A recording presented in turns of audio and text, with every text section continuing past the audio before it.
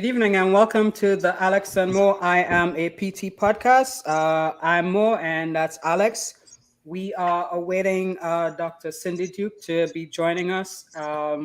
She's a pretty busy physician and businesswoman. So once she gets into the studio, we'll have her talking.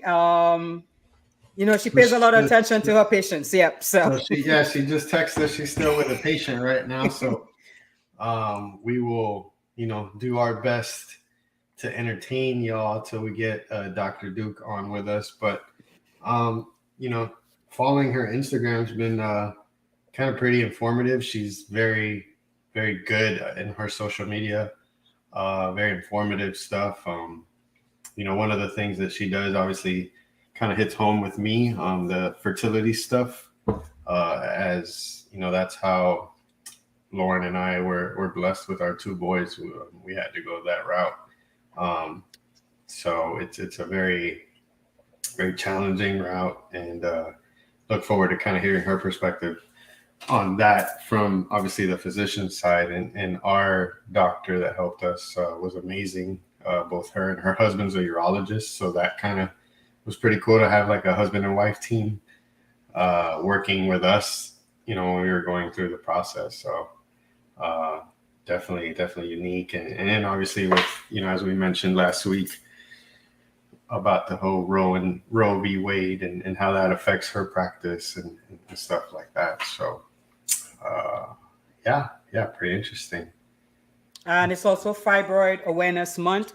So she will be touching on topics like that as well too, and being a Black female physician and business owner, as we put in the transcript earlier, that she's the only dual virologist and fertility doctor in the US. Yeah, I mean, it's crazy when you read down her accolades and look at everything that she's been able to accomplish this far is definitely very impressive. Curious to see how, her journey she was born in Trinidad, right? Well, I was going to let that be a surprise, but yes. I'm sorry. Actually Tobago. So it's Trinidad and Tobago, but she was born in Tobago. See the little map there? Yeah. So Tobago is the little one on the top of Trinidad. Oh, okay. She learned something new every day. Yep. Okay. So two separate islands, one country. So she was born in Tobago in a small village called Argyle, Tobago, which is immediately adjacent to the village where I grew up in, which is Roxborough. So but you were born in Trinidad, though. No, I was born in Tobago as well. Oh, okay. Yeah. I was born in Tobago as well. Born and raised in Tobago. So since we're on the Trinidad and Tobago topic, we're giving everybody a geography lesson right now.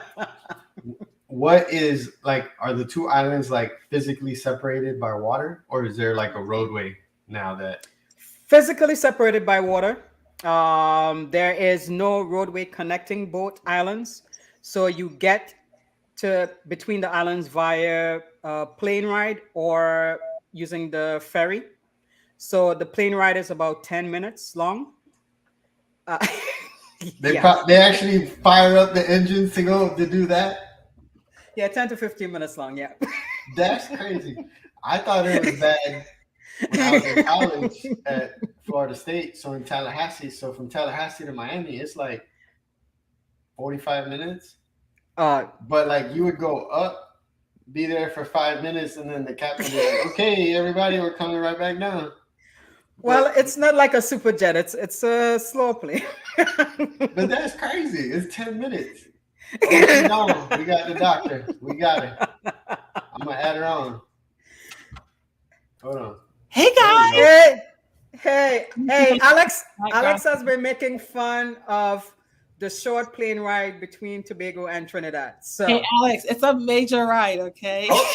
She just told me it's 10 minutes. I'm like, you probably have to take longer to take off than when you're in the air. It's not 12 minutes. It depends on the pilot. It's funny. I used to fall asleep on that trip. That's crazy. Yeah. Well, it's the same like when we were driving to school, right? Well, Yep. Alex, when we were younger, we went to school in the town, but we lived in the country. And so it felt like we were driving forever, which was like a 25-minute drive to go to 30 school. minutes drive. Well, with my dad, it was probably 20. Yeah. Yeah, we would be passed out, knocked out, like we just did a 2-hour journey. I remember the first time I drove any sort of significance in the US, and I was like, oh my God, the ride was really short. And everything's going back home, and family members, like my uncle, my mom is a twin, and her twin brother is always like, oh my God, you have to go all the way there? And I'm like, you guys realize we can circle the entire island in 2 hours, right? Like from crazy. end to end, circle it. And they such a big deal. But yeah, I used to sleep on that little plane ride to Trinidad. That's nuts. That's nuts. But Yeah. anyways, Mo, let's formally introduce our guest here. And then we'll get it going. Absolutely. I'll let you do the honors. My apologies for the late arrival. No, Hey, patient care is better late- patient care. Yep.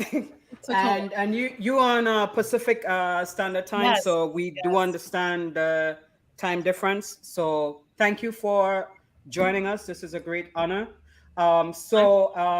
Everyone, this is Dr. Cindy. Do you want me to say your middle name since I know it? Yeah, sure, go for it. This is Dr. Cindy Mariah Petal Duke, America's only dual virologist and fertility doctor. She and I knew each other from since we were in our mother's womb, because they attended the same prenatal clinic. So it's like we've been vibing from since we've been in the womb. As she said, we went 12 days before me. Yes, I'm older. So, So, hold on. Did both of your mothers know each other, or they just happen? Yeah, they're related, and they were dating at the same time, or as they call back home, courting. Well, a special shout out to Mo's mom, who is our #1 fan. Yes, hi. And always giving us that awesome post episode critique. I love it. So, Mama Karu, thank you very much. We appreciate you. Thank you, Mom. I love it. Yes, but yes, moms actually, our parents knew of one another, but our moms went to the same prenatal health center clinic. So, yeah. So then you guys went to school together. We actually went to the same nursery school, and not the same primary school, which is what they'll call elementary school here. And then, reconnected when we went to high school, which starts at 11. Yep. Age 11. So then, how do you go from Tobago? Like, what's the journey like from Tobago? All these small island, that lifestyle growing up, because we obviously know that it's very different than what a child, my kids would go through right now, elementary. It's just a totally different vibe. I'm from Colombia, South America, so I kind of understand it. How does that journey from there to get you to where you are today? Mm-hmm. Well, my dad and his family had moved to the U.S. when I was not even 2 years old yet. So we did visit the U.S. Once a year or every couple years. So I was familiar with the U.S., but formally moved to the U.S. at 17, going on 18. Went to college in New York City. I moved here knowing I wanted to be a doctor. Mo knows I wanted to be a doctor my whole life. And also always keen on science and, just lab science. And so I went to college knowing I was pre-med, knowing I wanted to be a doctor. At the time, thought I wanted to be a pathologist because that was the only doctor I know that did lab stuff too. So that was because we had met a pathologist in high school who had come to our school to talk. And she was the first Black woman doctor I'd ever seen. And so I had somehow patterned my future dream on this woman that I met, Dr. McDonald Boris at the time. And so I applied to medical school intending to be a pathologist who also would do research and lab work. I applied to MD, PhD programs. So I applied to medical scientist training programs, ultimately was accepted to a number of programs, but decided on the University of Rochester, which is upstate New York. So moved from the Caribbean, where it's so cold that we would wear sweaters on a rainy day with 70 degrees Fahrenheit temperatures, right? We went to school with sweaters on. So moving to upstate New York, where they're having legitimate ice storms and wind chills in the sub-zero. And I lived there for 8 years while doing the medical degree, master's, PhD. And so altogether, from leaving high school at 17 and all of my education through residency, fellowship was another 20 years. Wow. College, medical school, master's, PhD, residency, fellowship. And so at 38, I'm dating myself, I finally finished all my training and I started a practice. I moved to Las Vegas and built a clinic, a surgery center, and started practicing. So you definitely, that, I know you've always wanted to be a physician. So you dreamt it. You believed in yourself. And I know your mom believed in your vision because she's your biggest cheerleader. Everything. And you were able to create a path that inspires a lot of people. And what fuels you? Like, what's your why? My why. I ask myself that every day. What is your why, Gil? But my why is one, whatever excites me. And so far, everything I've done has been really exciting. But my why, when I went to medical school, why I decided on medicine, why I do the work I do in fertility, the reason why I do as much as I do on social media and educating and philanthropy, is that whenever I'm no longer on this planet, I want to know that I did the best I could to advance those who look like me, sound like me, and were told like me that it wasn't possible, right? And that's my why. I think whenever I hear people say, I was able to do this because I heard you, or I saw you, or I heard your mom, or I saw your brother, that heartens me a lot, because it says a lot more than we were necessarily exposed to, Mo, which is, we're here not because we really saw people doing just what we're doing. We didn't even know there was something called a physical therapist until we were watching sports and a physical comes out on TV. We're like, oh, people do that? Because in our island, if you injured yourself while playing, you better hope somebody knows some first aid. But there wasn't like a PT back then, that is. They are now, but not then.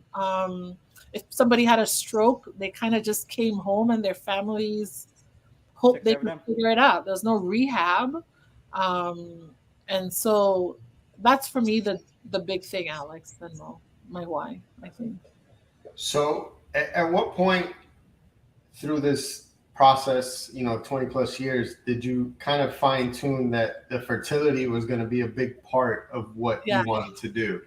It was actually really early in medical school. So, I went to medical school intending to be a pathologist, right? I went through high school telling people I was going to be a pathologist. When I left home at 17, everybody expected me to be a pathologist, including my mom, who was the last of 12. All her siblings were expecting it. And then I get to medical school and I start anatomy class, which is you're doing cadaveric dissections. And I love the dissections and the cutting and stuff, which let me know, okay, you like surgery, but I really didn't like that my patients weren't going to be talking back to me. And so ever since I was very little, everybody knows Cindy likes to talk. She's a talker. She's chatty, I'm very shy up front, but once we're good, I'm going to chat you up, right? Coming in hot.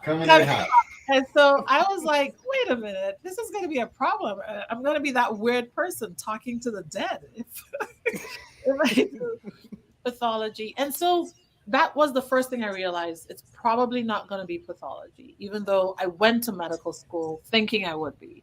But what would it be? I wasn't sure. So this was literally within the first 6 weeks of medical school, first 6 weeks of an 8-year program, I'm already realizing it won't be the thing I said I was going to do.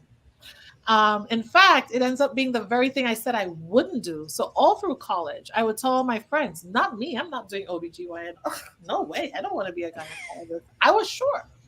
And then the second year of medical school comes around and we have to do these things called clerkships. And I was assigned to go to the GYN resident clinic to work with this chief resident who, on the day I was supposed to go, she gets admitted to the hospital with pregnancy complications. So now I don't have someone to supervise me. And they scramble and they said, you know what, the REI clinic can take you, even though usually the clinic didn't take anyone.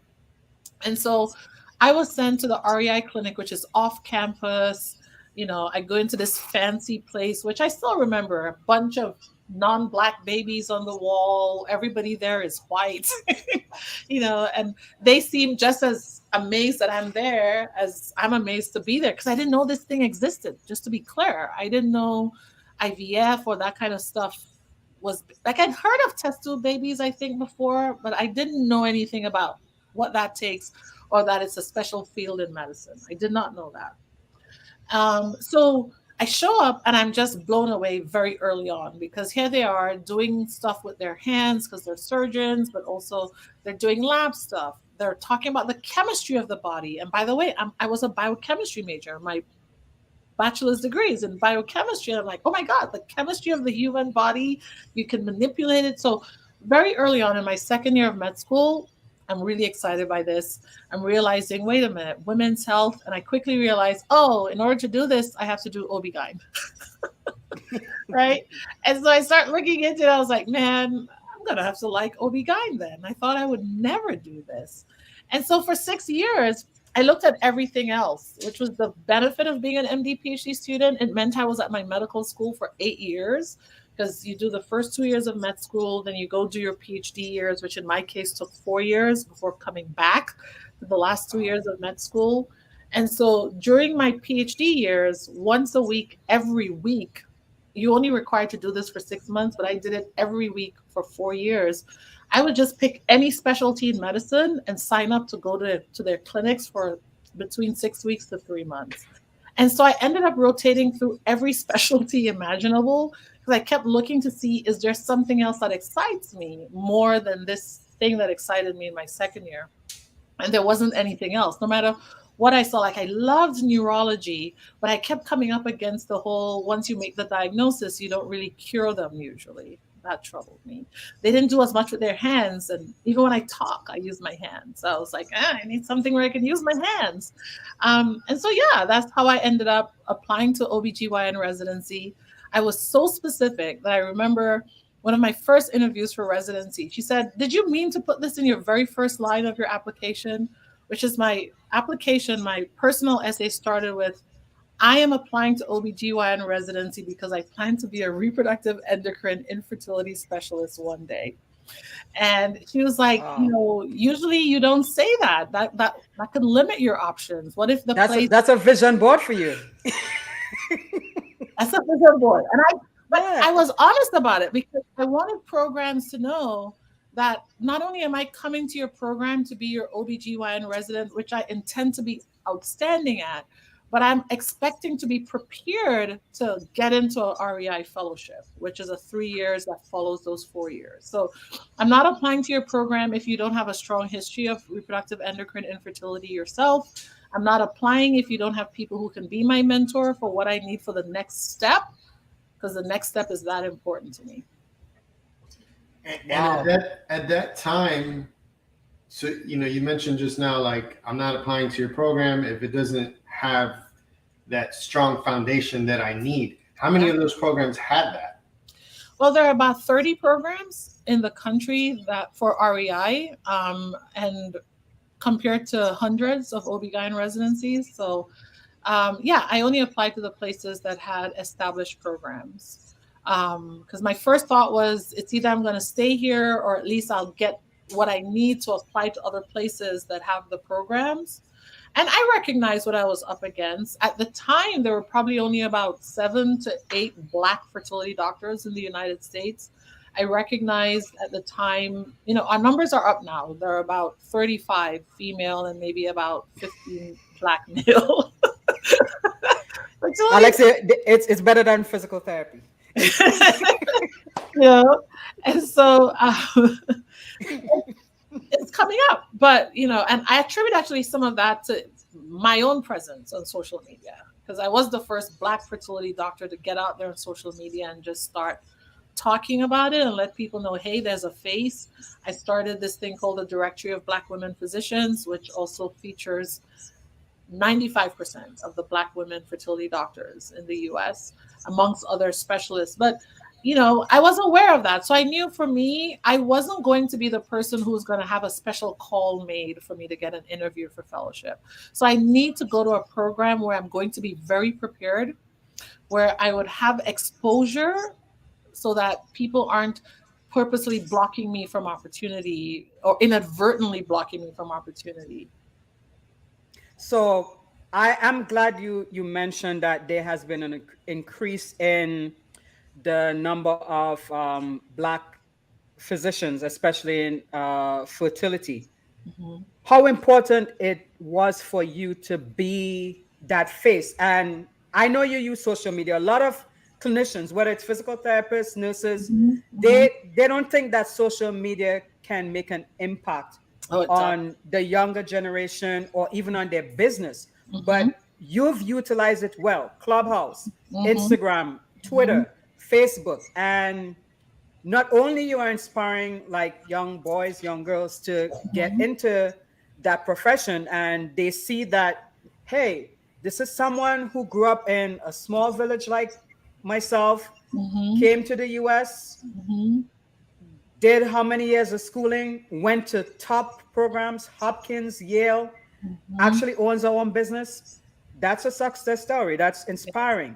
So why did you really want to, why did representation matter to you? It really mattered to me, one, because I thought back to even, why did I want to be a pathologist? I knew I wanted to be a doctor. Yes, I knew that. By the time I was 3 and 4, I was walking around poking people with pins, right? At my mom's hair salon. I was a little annoying, Alex. If you messed around, you got a shot. You're like, oh, I just get you injected, right? Because I was so into injecting people, which is funny that I go on to be a virologist, pro-vaccinologist, and all that, because I was giving people shots from the moment I could remember. But I remember the reason why I settled on pathology initially, because I was the first Black female doctor I'd ever met and seen. And so representation mattered to me even before I understood that that's why representation had impacted my choice initially. And it wasn't until more exposure that I realized I had more options. And so that's what drives me on social media, is to make sure people can see the options, hear the options, recognize the options. It's much like, when my brother entered his career, and I started realizing there are all these behind the scenes careers that people from our part of the world have never heard of, And so most people are probably thinking, oh, I want to be an actor, an actress, a dancer, the person who's at the front. But the truth is the support team is tremendously large with so many really lucrative career options that's why representation, and my why again, right, makes a difference to me. Is I don't necessarily expect someone to grow up and actually become a fertility doctor. But if seeing me coming, like you said, from a small village of less than 50 households making up a village, and I can still have the accent, but still be out here running a business, earning 7-figure streams of income for the practice, being able to very eloquently state my points and make a change, I want other people to know that. I want them to know, whether you look like me, whether you're as tall as me, 6 foot tall, growing up as a girl, I just felt weird, And Alex, 6 foot tall with no sports talent. Mo here was a talented sports person. That's a prototype. Prototype. I was a tall, vocal sport fan. And people like Mo, and they always tried to get me to be an athlete. That wasn't me. We try to get her. We try to get her to be on the basketball team. Just stand there and put your hands up. Either basketball or like volleyball. Those are the two things. Or netball. Netball. We had netball. Yeah, but I didn't like things coming at me, so I'd be like, nope. Yeah, but even that representation, I want people to know, just because your kid's tall doesn't mean they have to be an athlete. You don't have to steer them that way. The tall girl doesn't have to be a model. If she can be great at science, she can be this, she can be that. And so that's what's important to me, is the representation is really to show that there's diversity in that representation. Now, how has that representation impacted your patients? Like how, being a fertility doctor, obviously you've already mentioned there's less of you as a whole, let alone Black females, Black males. But on the other side of that, there's the patients, there's the men and women, the couples going through these struggles. And I mentioned to Mo before you're coming on, struggles that I know very, very well, because I was very blessed through IVF to have my two boys. So I know what it's like for me as the man, even more so for my wife, and then together as a couple to do those things. But to have somebody that, your patients can say, wow, like you look like me, I can relate, you kind of understand me a little bit better. Like, how has that been, and what has that meant for your patients? I think it's really impactful. So I actually do a number of research related to disparities in healthcare, health delivery, and health communication. And so I can say with data that it makes a difference. I can say, one of the things that is really important in our field is, for example, there's something called the Black fertility myth, right?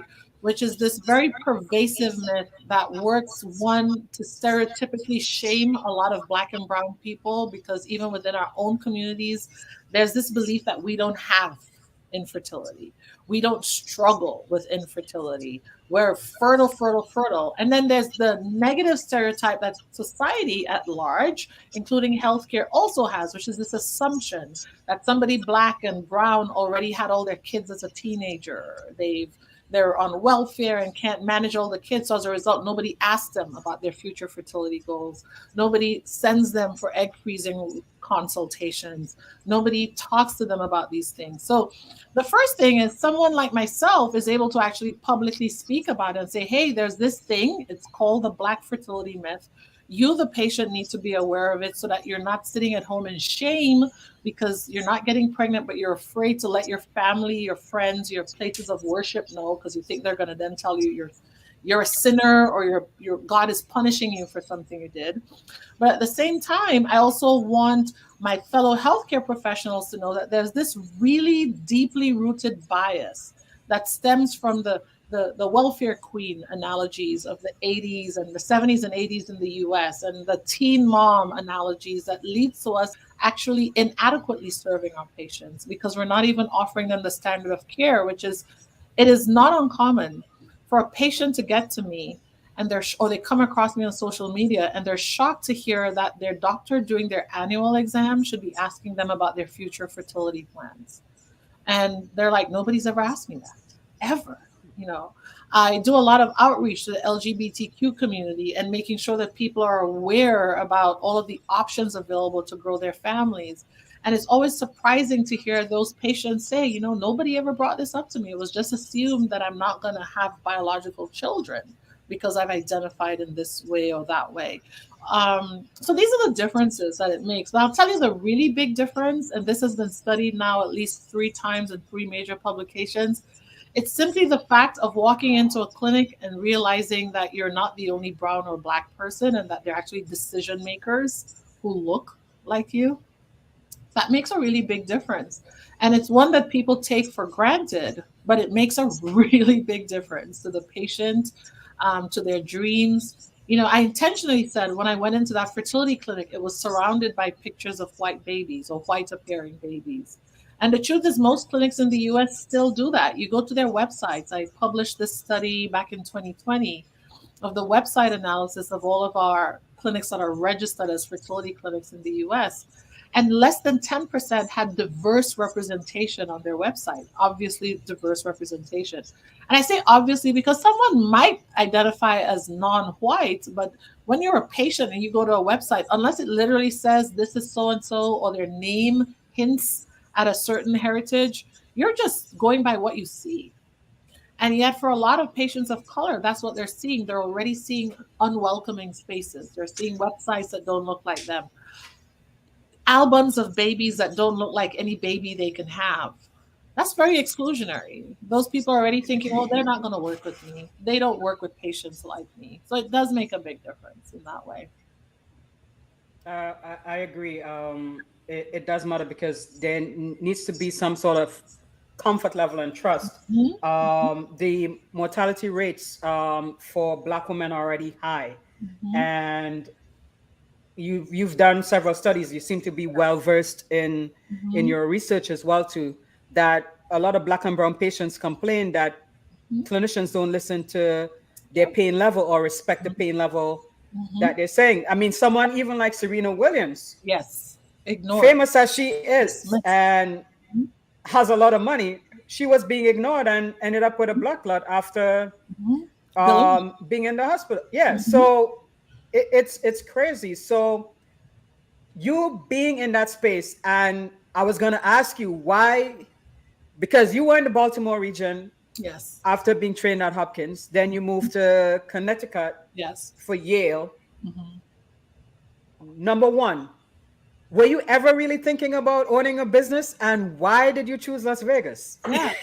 Yeah, it's a great question. I think it turns out entrepreneurship has always been in my blood. I tell people, first of all, where we're from, most everyone has a side gig, but it's not called a side gig. It's just a thing they do, you know. Yeah. Everybody, when we think back to all the old ladies that we knew, they'd have a job or something, or even if they were a housewife, they also sold tarts or something on the side. There's something that they did, or they sold clothes for people, or, you know, they did something extra.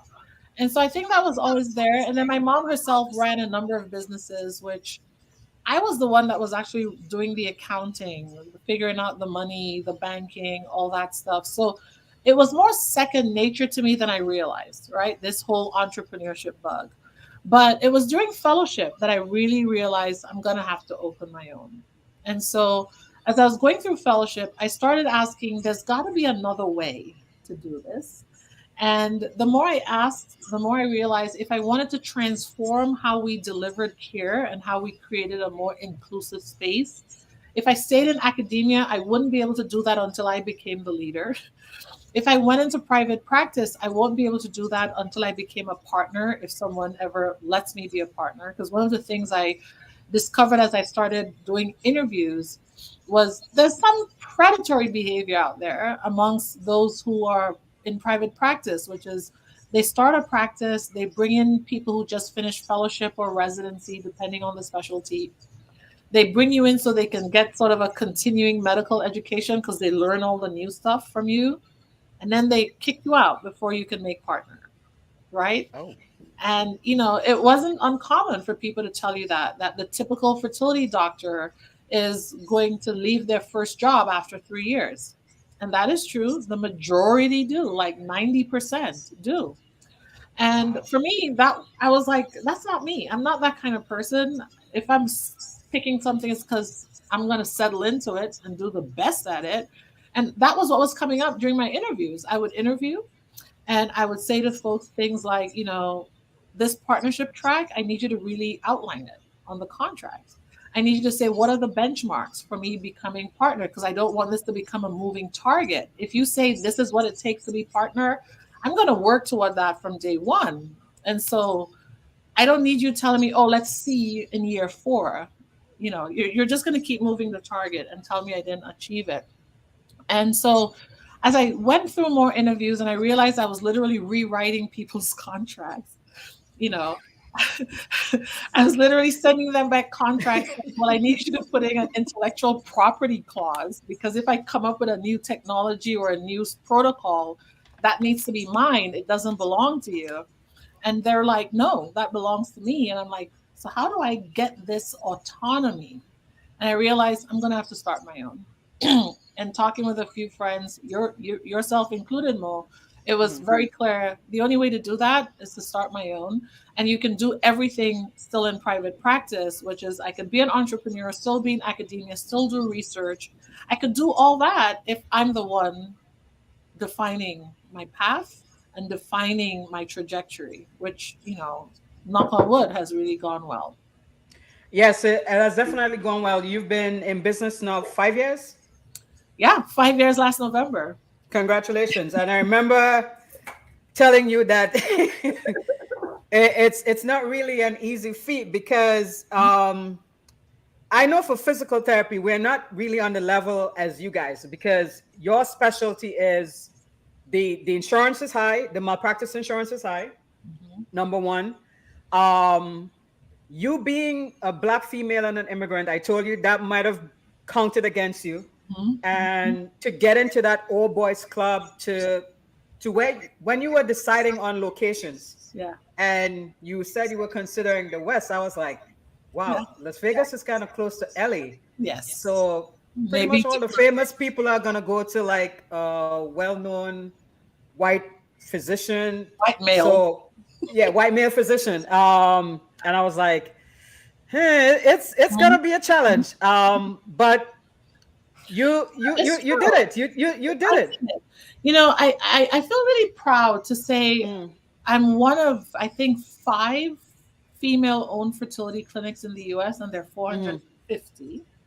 I think the second Black-owned, right, in terms of a clinic, and will be the first Black-owned network pretty soon.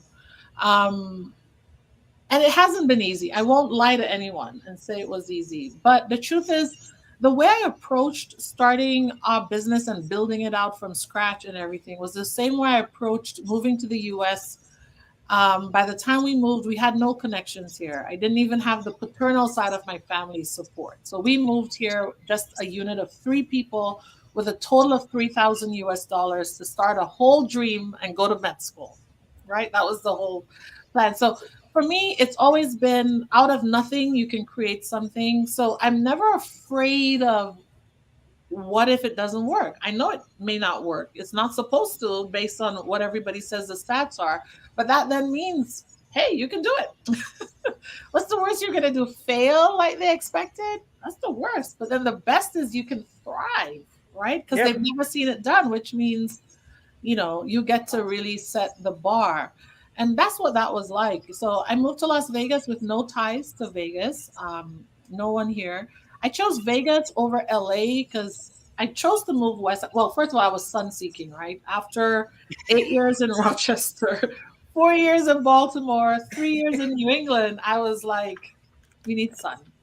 So I looked at Florida, I looked at New Orleans, I looked at Texas, I looked at California. And I also partnered with someone who was doing market analysis. And we realized that Las Vegas had a few really interesting points about it.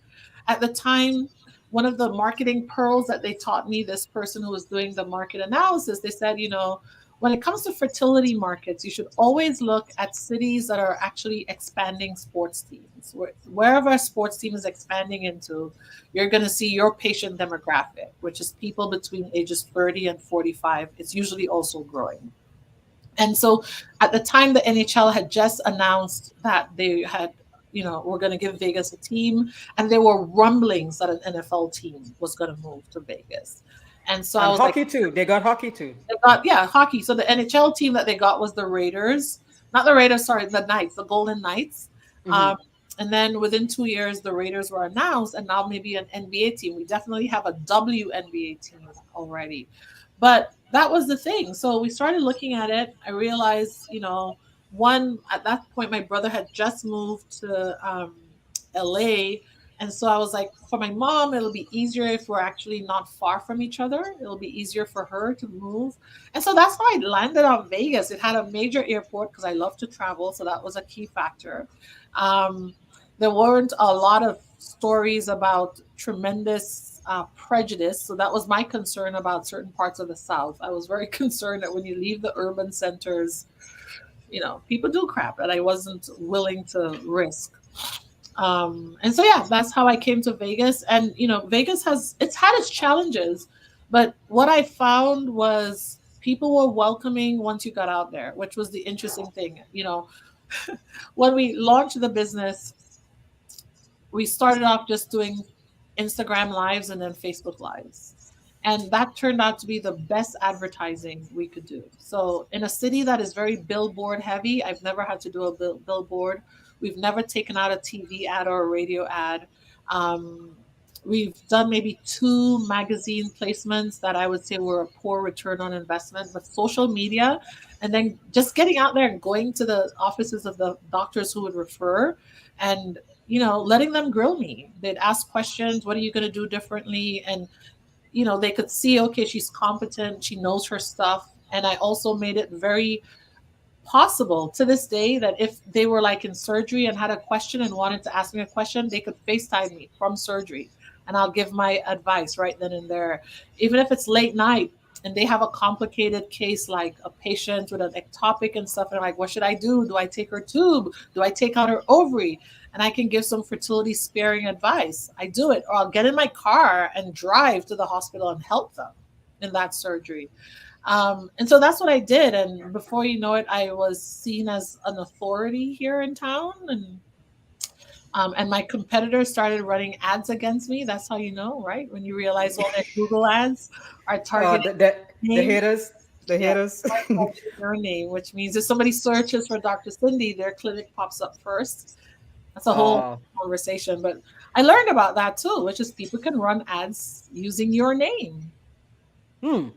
Well, I'm glad you didn't end up in the South, that you didn't end up in Louisiana, that you didn't end up in Texas, nor Florida, because of the recent Roe v. Wade decision. So how has that affected your practice and fertility specialty in general? Yeah. It hasn't really affected our practice in Las Vegas in Nevada in any way. And that's because Nevada happens to be one of the states where choice is codified into law. And so the Nevada state constitution actually has it written into law, which is something the US Constitution didn't have. So whenever I hear people say, oh my gosh, with Dobson versus Jackson, the overturn of Roe v. Wade, we lost a constitutional right, I try to correct them because that is the problem. It was never made a constitutional right, which is why the Supreme Court could make a decision overturning another court decision and you lose your right in a state that has something different. Whereas in Nevada, it's always been part of state law. Well, not always, but it's part of state law. So in our state, things haven't changed, but we have seen an increase in inquiries. So we have patients calling from neighboring states. Like we have a young lady from Utah who literally was about to start IVF in Utah, where their only exception now that Roe v. Wade has been overturned is that a woman can only attain an abortion if it threatens her life or rape incest, which in itself is very disturbing, right? They're saying your body has to be violated first before they'll allow you to make a choice about your body in the context of rape or incest, which is wild, right? But she called and she was like, I'm not starting here. I don't want my eggs or embryos frozen in Utah. And so she's driving to Vegas from Utah every couple days to come down to do treatments. We have patients calling from Arizona looking to move their embryos to Vegas. So that's how it's impacting us in that way. Now, in terms of the national landscape, clinics are being impacted already in multiple ways. So there are a couple states right now that have what's called personhood amendments on the docket for vote. So personhood amendment basically says that the moment sperm and egg meet, a person has formed, even if that's happened in a laboratory. So what that then means is if someone has a fertility clinic where they're doing IVF, which is literally where we put sperm and egg together to create embryos and then see how they do. Some of them will stop developing on their own. Others may have chromosomal differences that may not be compatible with healthy life. If a personhood bill passes in that state, suddenly the moments permanent come together, which is fertilization, not conception. A personhood amendment will now say that's a person. And now all of their normal laws about persons go into place. So even you as a parent, if you wanted to move your embryos, you might need a court order to get it to go to another state. If you didn't want to use any embryos you have left over, you can't just say that or say thaw them and they stop existing. That could potentially be called homicide, which is crazy because, again, it's not even an implanted embryo. Conception hasn't happened. But right now, that is up in Pennsylvania. There's a personhood bill up for vote. Nebraska is going to be the first one coming up for vote.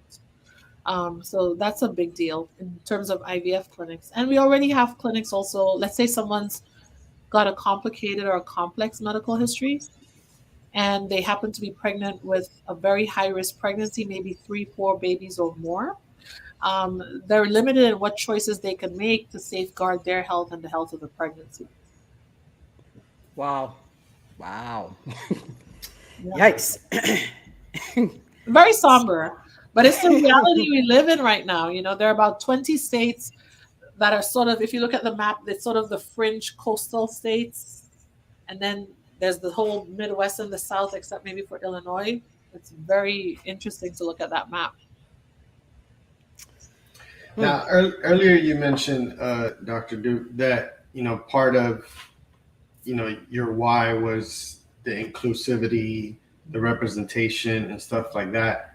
How does the financial aspect affect that? I mean, from my personal knowledge, you know, insurance in the realm of fertility is little to non-existent. So a lot of times, you know, people that are having to go through the fertility procedures, usually it's cash based. You gotta, you know, put on a credit card, take out a loan, whatever the case may be. But there's, like I said, little to no insurance. How does that affect your practice? And have you been able to kind of come up with ways to kind of bridge that gap? Yeah. I love that question because it actually addresses 3 layers of the access issue that we face in the world of fertility. And so, yes, historically, fertility treatments, particularly IVF, has been seen as a service only available to the wealthy because it costs, the average cost of IVF in the United States is about $14,000. And if you're in cities like New York, San Francisco, it can easily run you $25,000 out of pocket if you don't have coverage. Now, on the one hand, there are a lot more states in the US that now have what are called fertility mandates. And interestingly, those states sort of mirror that post-Roe map. And so there are about 14 states now. There are 14 states that actually mandate that any employer with 50 or 100, depending on which state, employees or more need to provide fertility benefits, access to fertility benefits. So compared to 10 years ago, that's really good. So when you look at the map, you're seeing it like, you know, it's states like Massachusetts, Connecticut, New York is the most recent one in 2020, Maryland, Illinois, you're seeing it there. Here in Nevada, we have the largest insurer, which is Health Plan of Nevada, which covers 60% of the lives in Las Vegas. They have some coverage, which is they cover diagnostics and they cover insemination, but not IVF. And then we've got lots of employers like the Amazons, the Googles of the world, YouTube, etc., who have usually unlimited benefits. Bank of America. There's actually quite an exhaustive list now because more and more corporate entities are realizing that it's an actually amazing recruitment carrot to dangle to get people to come in to work with you, and an amazing way to retain people, which is saying I will cover up to $100,000 in your fertility costs. If you think of, say, a same-sex male couple, it's usually $150,000 for them to have a baby when you talk about donor egg and using a surrogate. And so if your employer has health insurance that's going to cover all that, you're more likely to stay in that job, right? Absolutely. For much time. And so more and more employers are doing that. So Amazon, which is fast becoming the largest employer, because anyone, even the ones driving the Amazon trucks and stuff, they get full coverage, including coverage to do embryo testing from day one. Amazon has made it that from the first day you start working, you get coverage. And so it's a huge drop. So there's that, which is just advocating for more awareness amongst the corporate entities in the United States as to the huge benefit to providing fertility benefits. So I do a lot of that. But of my own volition, I've also in our clinic introduced our own in-house financing. And so if someone is unable to make a full payment, we just have them commit to whatever they can pay down and then agree to a payment plan. And we start and help them have a baby. And then they keep paying as they go along. And amazingly, people are really good at continuing to make those payments. They don't abscond on their payments. They don't file bankruptcy. I mean, one has, but in all the years we've been doing this, people make their payments. They go ahead and do that. So that's one of the things I've done to improve access. We've done a lot to keep costs down and to keep costs down on medications, because it turns out the medicines are really pricey. Right? You remember, Alex, they're in the thousands, and so they're pricey. And that's funny. I was going to ask you that. Like, do you have a way to do that in-house as well? Because I feel like that would probably be a huge benefit. Because like in our situation, we had to, look at different pharmacies across the country to get what we needed. It would get mailed to us, and then we're doing all of that stuff. So. And you can easily spend $6,000, $10,000 on IVF medications, just the medicines. And so, we've come up with a number of, I call them proprietary protocols, because that's really the secret sauce in a lot of what we do, which is using combinations of not just injectable medicines, but tablets that are very much more cost effective and as effective in many ways to achieve the same goals.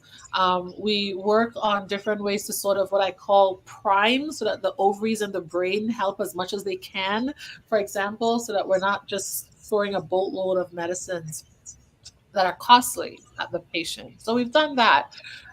We've also started doing telefertility services so that patients from anywhere can reach us and start their services wherever they are, and they just come into Vegas for a retrieval. I've had a practice virtually out of the Caribbean also, where I'm licensed, where we see patients as well, and then we facilitate them coming just for that.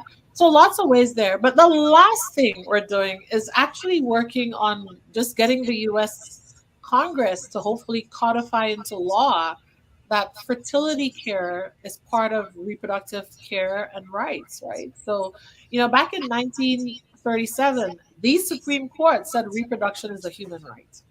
And yet the United States is the only developed first world, whichever one you want to call it, country that still doesn't have access to these services. In a country like Japan, where there's access, greater than 10% of their population accesses their fertility clinics. In the United States, less than 1% of our population accesses that, even though we have about somewhere between 15 to 20 million people who need our services every year. We barely do 1 million. If you go to Scandinavian countries, anyone of reproductive age can get these services done. You go to the UK, same thing. You go to Israel, same thing. We have a long way to go when it comes to that. So this month is Fibroid Awareness Month, and Alex just shared his personal story with IVF, and I had a crazy period in April where I blacked out at a patient's house and fell and hit my head, and it just started a whole stream of things that they discovered. So I know you shared your story as well, which is very similar to what I went through and I'm going through right now. So everybody keeps saying it's common, everybody has it, but there's certain degrees of severity with fibroids that could put us in critical situations that both you and I have been in. Yeah. I think that's the thing, right? Like, we know fibroids are common. 7 out of 10 people born with a uterus in this world will have fibroids. If you look at people of African descent, 9 out of 10 of them will have fibroids.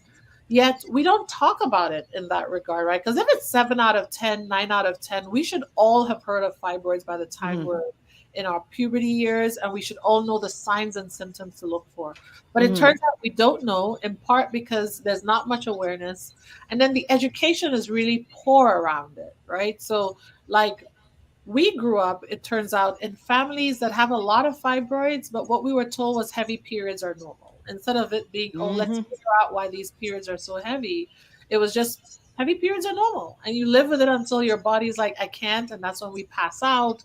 That's when our heart's like racing. And, you know, we were like, in my case, the first time it happened to me, I just sat down on the street in Baltimore because my muscles couldn't move anymore. I was so anemic. So what I want everyone to know is fibroids are very common. You're going to discover that you have a fibroid somewhere between age 30 and 40, 45. It's really important to know that while not everyone with fibroids will actually have symptoms, the most urgent type of symptom is when your periods are heavy. And for most people, their periods are heavy, but they don't realize it. So when I tell folks what's a normal period, in a normal period, you should not lose more than 6 ounces of blood total across all days, total. People are always stunned because they're like, really? No more than 6 ounces? I lose that in one pad. And you're like, yeah, that's the problem. And so your poor body just cannot keep up with that loss. And yet most people don't realize that. It's also a slow decline in terms of the speed at which your body catches on that it's really sick. And so by the time it catches on, that's what happens, right? You're passing out, or you get really slow, you can't move, or God forbid, you're landing in the hospital and people are shocked that they're diagnosing a heart attack in an otherwise healthy young person. And so that's why I like talking about it, because I want people to hear this and to normalize it. Because the truth is, the reason why we're not aware is we don't like talking about periods, right? A lot of guys, the moment they have period, they cover their ears and they walk out the room. Dads cover their ear, they walk out the room. Uncles cover their ear, they walk out the room, right? Brothers cover their ears, they walk out the room. And then other women are like, ew, don't talk about that. Or if God forbid they see you and you're soiled from blood, oh, you're so careless, you're so reckless. I can't believe you just soiled yourself. But the truth is, if someone's soiling themselves, short of them not having access to period hygiene products, it probably means their periods are too heavy, that they weren't able to gauge that it was going to be so heavy. And that's usually a time to say, oh my God, let's have a conversation. Have you seen a gynecologist about this? That's the first part. But then we go back to the dismissal of patients, because a lot of the patients with fibroids tend to look like us. They're black, they're brown. They're often dismissed at first. You know, I always talk when I do DEI lectures about this one textbook that I had that I remember being disturbed by. It's 2003. I'm studying for step 1 of the US medical licensing exam. And, you know, you're studying all this stuff. And I get to a page where it literally says Hispanic patients are prone to histrionics, right? So here they are programming you that your Hispanic patients are going to be histrionic. What does histrionic means? It means they're going to exaggerate and all that stuff, so that now somebody comes in who tells you her periods are heavy. Look at Alex's face. Yeah, unfortunately, Alex, that's in a textbook. That's what future doctors are reading. So now that Hispanic female comes in and she says, I'm in pain, and they're going to ignore her because that textbook told them she's histrionic. She comes in and says her periods are heavy. Instead of saying, oh my God, let me take this woman seriously, she's histrionic, right? The same thing with Black patients. For a long time, it was mistakenly, erroneously put into textbooks that Black people have what?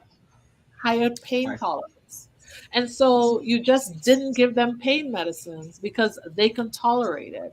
You would literally cut into their bodies, do a C-section, and send her home without any pain medicine. Even when she was saying she was in pain. You know, the bias that says, oh, they're more likely to be addicted to drugs. It's not until this opioid epidemic and you realize that, oh my God, white America, Appalachia is struggling. That's when people suddenly stop calling it criminal behavior. And now it's an epidemic, which is what crack and everything else was before. You're opening What kind of worms right here now? But, that's the thing, right? But the truth is, we're taught these things and taught them like dogma. And so then we go out into practice and we do it without even realizing. So the persons more likely to be affected by fibroids actually get dismissed. Because when they come in, oh, she's histrionic. I'm not taking that seriously. Even though she's telling you she's bleeding too much, nobody's actually going to take a good history. Black woman, she's just trying not to go to work. So she's claiming that her periods are painful. She's claiming they're heavy. It's not until she's in the ER with a heart attack that people are like, what could be causing this? And she's like, I've been bleeding too heavy every month. And now they're serious about it. And so this is why I get out there and I talk and I talk and I talk. Because one, I want patients themselves to advocate for themselves, but I'm also hoping that it's the light bulb moment for our fellow healthcare professionals to say, hey, how can I do better? Because I believe most want to do better. They just don't realize how they've been programmed not to do better. That's definitely true. So I'm wearing a T-shirt called Bloodline, family over everything, and I know family is very important to you. Yes. You guys left home with your mom. She had a vision that she wanted a better life for you and your brother. You're about 10 years older than your brother, right? Yes. But I know he looked up to you for as long as possible. Traditionally, we have been programmed to be doctors, engineers, and lawyers. But you already knew what you wanted to be. And I think in a recent interview, he said he knew that he didn't want to follow those 3 particular paths, and he did it. But one thing for sure, you guys supported what he wanted to do, and you guys traveled with one another. So when you were in Rochester, they were there. When you were in Baltimore, they were here. You went to Connecticut, they were there as well too. So you guys have stuck by each other through the struggle. Yes. So when he finally got his break, and what was that for you personally? Yeah. It was amazing. We didn't have to support him anymore. Dang. Actually, he was going to be able to. Don Winston, she called you out. So yeah, we were excited. I think that was, because he moved to LA, but he moved to LA. We paid for that. Like I literally took up moonlighting. While I was in fellowship, I would work my weekends covering one Catholic hospital just south of New Haven, and then another hospital in the Berkshires, so I could make additional money to save up so he could move to LA, have a place to stay, get a car, and all that stuff. And so it was great when he called to say he booked a Marvel film, and I was like, "Are they going to pay you?" And he's like, "Yeah." He's like, "When do you get your first check?" And he's like, "Well, I got to do the film first. They're not going to pay me before I do the film." And so, I think one of the really fun things that we very much remember, and I think my mom shared a video, which is the day he came to tell us that he and her were actually dancing at one of the restaurants at one of the casinos, just dancing, because my mom was like, "Hallelujah, yes, Lord." So it was great. I mean, it's really good to see him achieve his dream. And I say that to people because, we grew up, we're a very theatrical, dramatic people. Although people in the West Indies, Latin America, we could tell a story, man. But there wasn't any formal acting or path to acting available to us. And so, because Winston lived with me while I was in medical school, I did get him into summer programs at our medical school. So at 15, going on 16, he actually got to be a part of a group of high schoolers who dissected a cadaver over the summer. And they got to wear a white coat the whole summer while at school. And my mom would be like, "Look at you. Oh my God, there's my little doctor." And he just sit there like, "No, no." He's like, "It's cool, but no." And so that was the thing. And then he said he wanted to go to law school. I think you remember we were actually at your house the day he went and did his LSAT. Yep. He actually got into law school. And then he announced, he was like, I don't feel it. I don't want to be a lawyer. I remember my mom saying to him, you can be dramatic in the courtroom. And, but credit to her. One of the things she's always done is she'll also talk with you through things. And so they kept talking and they made a deal, which is my mom said, is there a way that he doesn't have to give up this law school thing yet? And I said, I think he can defer matriculation. I've seen that happen with med school where people defer a year before they start after they've been accepted. So he reached out to the law school and they said, yes, defer for a year. And so he then applied for acting school because that was the deal. The deal was, my mom said, if you really want to do this thing, my concerns are you're a young Black man. I don't want you just going out to Hollywood, trying to pursue a dream, and then you wake up one day and you're 30, the dream didn't come true, and you have nothing that you can fall back on. And so that was his thing. His thing was with her, their deal was he'd apply to acting school, get a master's degree so that he could at the very least become a professor in acting. Because my mom was like, I need a safety blanket here. You need to know that you're not going to be a burden to your family if this doesn't work out. And so I know this isn't for everyone, but I'm just sharing what the rationale was, right? And so he applied, and my mom really thought he'll apply, he won't get in, and he'll go to law school.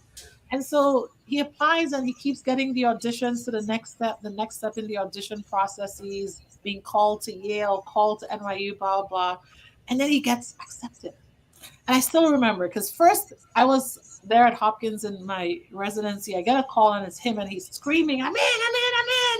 And he even says, Biatch, I'm in, Biatch, yeah. And I'm like, cool. About 10 minutes later, my mom calls and my mom says, he's really that good, huh? And I said, I guess, And so he gets in and, he spends his 3 years doing his master's in fine arts. And my mom went to every single show that he had. She never missed a show, not once. Not one of his plays did she ever miss. And she also was the harshest critic, right? So, and that was like that even when I was growing up. So I would come home with a test and I'll get 100 for an essay that I wrote. And my mom would be like, let me see that. And then she'll go through and she'll find all these mistakes, and she'll literally come up to the school and say to the teacher, why did you give her 100? This is not 100, right? I actually was an author in high school and almost got me in trouble. Right? And so, and that's what she would do. She'd go to his shows. And, every show they'll get standing ovations. It's the Yale Repertory Theater. People would actually come to see the Yale students at the School of Drama put on shows. And then the show would be done and they'd be out to dinner or something. And my mom would be like, it wasn't that good, right? You could have done this better or that better. This one thing, you didn't show up tonight. You weren't there. You were there, but you weren't there. And I actually think that was a good thing in the end because it didn't overly fill up his head. He actually then would have to go home and hone his craft, do a little bit more, practice this more, do this more. Because my mom would be like, they're filling your head with hot air right now. That was a little off, So that's what I would say to your question.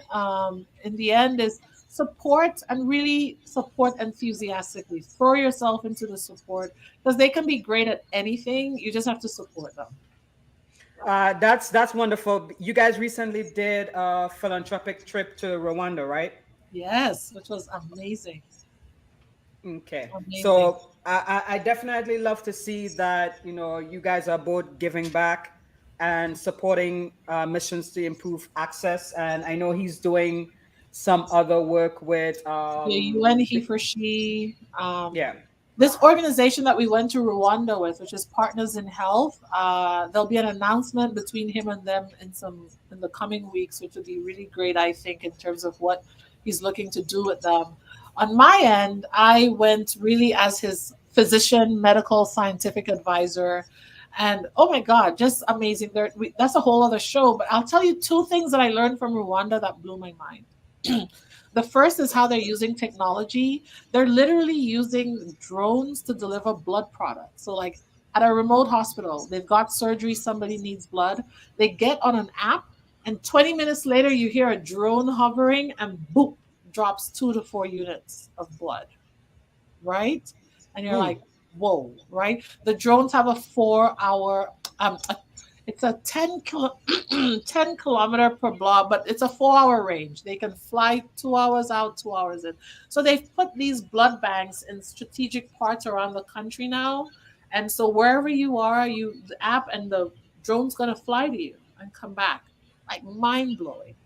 They're also using it to deliver medications to people in remote areas, including insulin. So folks who don't have access to refrigeration, etc., the drone's bringing you your insulin that's going to be stable for about 3 to 4 days in a clay pot, because the clay pots actually keep temperature cool for a few days. Mind blowing. So that's one thing I saw that really blew my mind. And the other, which actually made me think of Baltimore. When I was in residency, it was very common for people to say our patients are very transient. They don't keep the same address. We lose them. It's hard to follow up on our patients. There, one of the things they do is they have something called a community health worker. And so for every 50 households, you nominate someone from your local community to be your community health worker. And that person goes from house to house every month just checking in. And so if you haven't had your period, this person's going to be like, have you done a pregnancy test? If you're like, I've been feeling sleepy, tired, this person with them is going to be able to do a malaria test real quick on you, a COVID test real quick. If your baby, they come and they weigh your baby every 3 to 4 months. If your baby isn't gaining weight, they're going to accompany you to the local health center, so an actual medical professional, because these aren't people who are medically trained. It's just somebody who's respected from the community, who's elected to this position. And I was like, imagine if we had that here. Imagine if every apartment building had a designated community health worker. You knew the people in your building, or the people in your neighborhood. And so if you haven't seen, Alex for 10 days, let me go check on Alex. Oh, what Alex came home and he was sent home on antibiotics. Let me just make sure he's doing okay with those antibiotics. Oh, so-and-so, they're pregnant, and, I haven't seen her for a couple of days. Let me go see if she's home writhing in pain. You're going to know to get in an ambulance with her, especially if she's afraid of hospitals, and go with her. And I was like, oh my God, that could be done here in such an amazing way. Very true. Yeah. Well, we so appreciate you taking the time out of your busy schedule. I definitely learned a lot tonight. Even about IVF and stuff like that. I mean, I wasn't planning on having kids, but I was like, wow, this is an investment. So Sebastian better.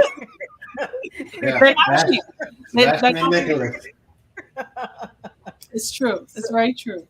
It's very true. So thank you so much. Thank you very much. We really appreciate your time to spend some time with us and share your knowledge, and we look forward to hearing more about what you've got going on and the amazing things that you will continue to do in the community of Las Vegas for your patients. As always, thank you again very much for your time. We always tell all of our guests, if there's ever anything that we can do to help you, please do not hesitate. Obviously, you have a personal connection with Mo, but for myself included, if there's ever anything that we can do for you, we would be glad to assist however we can. But again, thank you very much to all of our followers. Thank you. Keep watching, keep liking, comment, subscribe, share, so that we can keep putting out awesome stuff for you guys.